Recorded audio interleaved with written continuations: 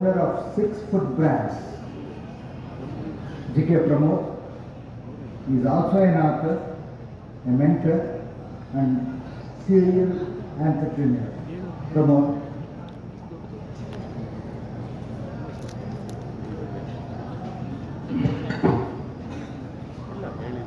ಮಾತೃದೇವೋ ಭವ, ಪಿತೃದೇವೋ ಭವ, ಅತಿಥಿ ದೇವೋ ಭವ, ಆಚಾರ್ಯ ದೇವೋ ಭವ. ಈ ನಾಲ್ಕನ್ನೂ ನಾವು ಬಹುಶಃ ಅನುಭವಿಸ್ತಾ ಇದ್ದೀವಿ ಹಾಗೂ ಮುಂದೆನೂ ಅನುಭವಿಸ್ತೀವಿ. ಪ್ರತಿಯೊಂದನ್ನು ಈ 3 ದಿನದಲ್ಲಿ ನಾವು ಎಲ್ಲವನ್ನ ಸಹ ಎಕ್ಸಿಬಿಟ್ ಮಾಡಿಬಿಟ್ಟಿದ್ದಾರೆ. ನಾನೊಂಚೂರು ಇದ್ರ ಪ್ರಿಪರೇಷನ್ಗೆ ಒಂಚೂರು ಹಿಂದೆ ಹೋಗ್ತೀನಿ. ಅರುಣೋದಯ ಅರುಣೋದಯ ಎಲ್ಲಲ್ಲೂ ಅರುಣೋದಯ. ಅರುಣೋದಯ ಆಗಲಿಕ್ಕೆ ಕಾರಣ ಏನು ಅಂದ್ರೆ ಹಳೆ ಬೇರು ಹೊಸ ಚಿಗುರು. ಸುರೇಂದ್ರ ಅಣ್ಣ, ಪಾರ್ಥ ಸಾರಥಿ ಅಣ್ಣ, ನರೇಂದ್ರ ಅಣ್ಣ, ಅದರ ಜೊತೆಗೆ ಹೊಸ ಚಿಗುರು. ಹೇಗೆ ಸಾಧ್ಯವಾಯಿತು? ಯುಕ್ತಿಯೂ ಇಲ್ಲೇ ಇದೆ, ಮುಕ್ತಿಯೂ ಇಲ್ಲೇ ಇದೆ. ಅದೆರಡರ ಮಿಲನವೇ ಇವತ್ತಿನ ಕಾರ್ಯಕ್ರಮ. ಈ ಕಾರ್ಯಕ್ರಮಕ್ಕೆ ನಮ್ಮ ತಂದೆ ಹೇಳೋರು, ನಮ್ಮ ತಂದೆ ಟೀಚರು, ಸೈನ್ಸ್ ಟೀಚರು, ನಮ್ಮ ಫಾದರ್ ಹೇಳೋರು, result is not important, efforts R more important ಅಂತ. ಈ ಕಾರ್ಯಕ್ರಮಕ್ಕೆ ಈ ತಂಡ 3 ವರ್ಷದಿಂದ ಎಫರ್ಟ್ ಹಾಕಿದೆಯೋ 5 ವರ್ಷದಿಂದ ಎಫರ್ಟ್ ಹಾಕಿದೆಯೋ ನನಗೆ ಗೊತ್ತಿಲ್ಲ. ಬಟ್ ಡೆಫಿನೆಟ್ಲಿ 1 ವರ್ಷದ ಎಫರ್ಟ್ ಅಂತೂ ಅಲ್ಲ. ಪ್ರತಿಯೊಂದು ಊರುಗಳಲ್ಲಿ, ಪ್ರತಿಯೊಂದು ಜಿಲ್ಲೆಗಳಲ್ಲಿ ಹೊರದೇಶಗಳಿಗೆ ಟ್ರಾವೆಲ್ ಮಾಡಿ ಬರಬೇಕು, ನೀವು ಈ ಜಾಗಕ್ಕೆ ಬರಬೇಕು ಅಂತ ನಮ್ಮ ಅಂಬಿಲಿಕಲ್ ಕಾರ್ಡ್ನ ಒಂದೊಂದನ್ನು ಹುರಿದುಂಬಿಸಿ ಸತತವಾಗಿ ಕೆಲಸ ಮಾಡ್ತಾ ಇದ್ದಾರೆ ಕಣ್ರಿ. ಹಾಗೆ ನಾನು ವಿವೇಕ ಭವನಕ್ಕೆ ಸ್ವಾಮೀಜಿಯವರು ಒಂದ್ಸತಿ ಬರ್ಲಿಕ್ಕೆ ಹೇಳಿದ್ರು, ಬಂದೆ. ಸ್ವಾಮೀಜಿಯವರು ನನಗೆ ಹೇಳಿದ್ರು, ನಾನು ನಿಮ್ಮನ್ನೆಲ್ಲ ರಿಕ್ವೆಸ್ಟ್ ಮಾಡ್ಕೋತೀನಿ ಅಂತ. ನಾನು ಸ್ವಾಮೀಜಿ ಇವತ್ತು ಮನವಿ ಮಾಡ್ಕೋತೀನಿ, ದಯವಿಟ್ಟು ಹಳೆ ವಿದ್ಯಾರ್ಥಿಗಳನ್ನ ರಿಕ್ವೆಸ್ಟ್ ಮಾಡಬೇಡಿ, ನಮಗೆ ಆರ್ಡರ್ ಮಾಡಿ. We need to be ordered, not requested.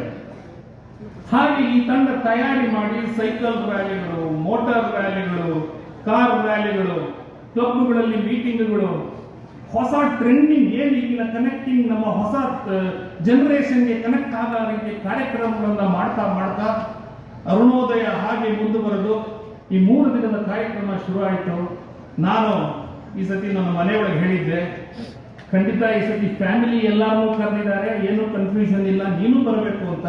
ನನ್ನ ಮನೆಯೊಳಗೆ ಬಂದು ನನ್ನ ಜೊತೆ ಭಾಗವಹಿಸಿ ಸಂತೋಷವಾಗಿ ಇನ್ನೂ ಇದ್ದಾಳೆ ಅಂತ ಹೇಳಬೇಕು ಅಂದ್ರೆ ಕಾರ್ಯಕ್ರಮದ ಗತ್ತು ಎಷ್ಟಿದೆ ಅಂತ ಅರ್ಥ ಮಾಡ್ತೀನಿ. ಮನೆಯವ್ರನ್ನ ಸ್ಯಾಟಿಸ್ಫೈ ಮಾಡೋದು ಬಹಳ ಕಷ್ಟ. ಇದು ನನ್ನ ಅನುಭವ. ಬಂದ್ವಿ, ಪ್ರೇಯರ್ ಹಾಲಲ್ಲಿ ಪ್ರೇಯರ್ ಆಯಿತು. ಸ್ವಾಮೀಜಿಯವರು ಎಷ್ಟು ಚೆನ್ನಾಗಿ ಮೆಡಿಟೇಷನ್ ಮಾಡಿಸಿದ್ರು ಅಂದ್ರೆ ಬೇರೆ ಲೋಕಕ್ಕೆ ಕರ್ಕೊಂಡು ಹೋಗ್ಬಿಟ್ರು. ಅಲ್ಲಿಂದ ರಿಟ್ರೀಟ್ ಆಯಿತು, ಊಟ ಆಯಿತು. ಪ್ರತಿಯೊಂದು ಕಾರ್ಯಕ್ರಮಗಳು ಯಾವ ಕಾರ್ಯಕ್ರಮದಲ್ಲಿ ನ್ಯೂನತೆ ಏನು? ಸ್ವರ್ಗ ಎಲ್ಲಿದೆಯಾ, ಸ್ವರ್ಗ ಎಲ್ಲಿದೆಯಾ, ಸ್ವರ್ಗ ಇಲ್ಲೇ ಇದೆಯಲ್ಲ. ಸ್ವರ್ಗಕ್ಕೆ ನಾನು ಬೇರೆ ಕಡೆ ಹೋಗ್ಬೇಕಾಗಿಲ್ಲ, ಇದೇ ನನಗೆ ಸ್ವರ್ಗ. ನನಗೆ ಏನು ಅನ್ನಿಸ್ತಿದೆಯೋ ಅದನ್ನು ನಾನು ಹೇಳ್ತಾ ಇದ್ದೀನಿ, ನನ್ನ ಮನಸ್ಸಿಗೆ ಏನು ಅನ್ನಿಸ್ತಾ ಇದೆಯೋ ಅದನ್ನು ಹೇಳ್ತಾ ಇದ್ದೀನಿ. ಪ್ರತಿಯೊಂದು ಕಾರ್ಯಕ್ರಮವು ಅಚ್ಚುಕಟ್ಟಾಗಿ ಎಂತೆಂಥ ಟ್ರ್ಯಾಕ್ಸ್, ಅಲ್ಲಿ ಆ ಟ್ರ್ಯಾಕು, ಇಲ್ಲಿ ಈ ಟ್ರ್ಯಾಕು, ಪ್ರತಿಯೊಂದು ಟ್ರ್ಯಾಕ್ಗಳು ಯಾರು ಬೇಕಾದರೂ ಏನನ್ನು ಬೇಕಾದ್ರೂ ಎಂಜಾಯ್ ಮಾಡ್ಬೋದು. ಆ ಮ್ಯೂಸಿಕಲ್ ಸಂಜೆ ಅಂತ ಆರ್ಗನೈಸ್ ಮಾಡಿದ್ರು. ಆಹಾ, ಎಂಥ ಸಮ್ಮಿಲನ!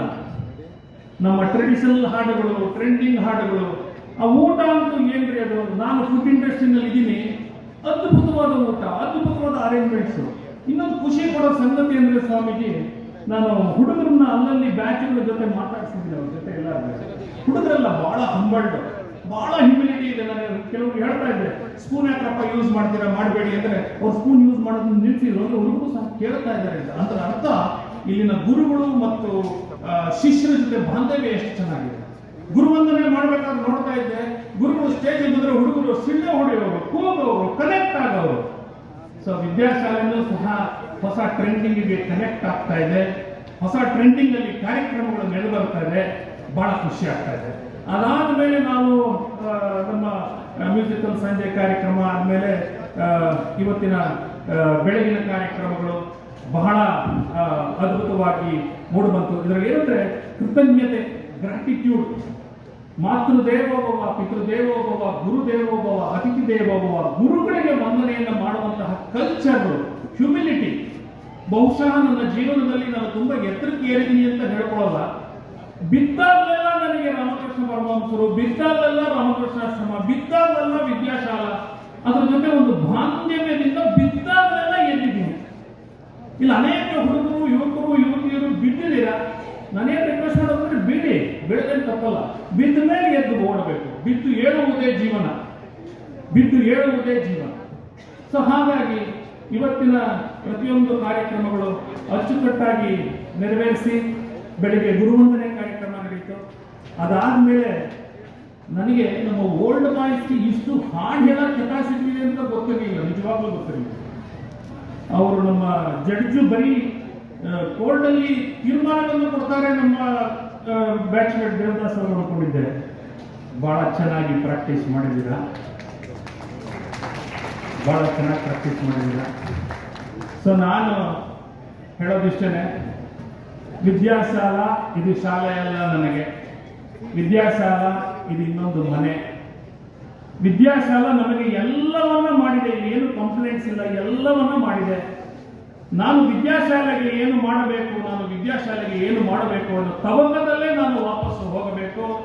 ಮತ್ತೆ ಯುಕ್ತಿ ಮತ್ತು ಮುಕ್ತಿ ಇವರಿಬ್ಬರಿಗೂ ನನ್ನ ವಿನಯಪೂರ್ವಕವಾಗಿ ನಾನು ಕೇಳೋದೇನೆಂದ್ರೆ, ಮತ್ತೊಮ್ಮೆ ದಯವಿಟ್ಟು ನಮಗೆ ನೀವು ರಿಕ್ವೆಸ್ಟ್ ಮಾಡಬೇಡಿ, ನೀವು ನಮಗೆ ಆರ್ಡರ್ ಮಾಡಿ ಅಂತ ಹೇಳುತ್ತಾ ನಿಮ್ಮ ವಿನಮ್ರ ಶಿಷ್ಯ ಗುರು ಕೆ ಪ್ರಮೋದ್. ಧನ್ಯವಾದ.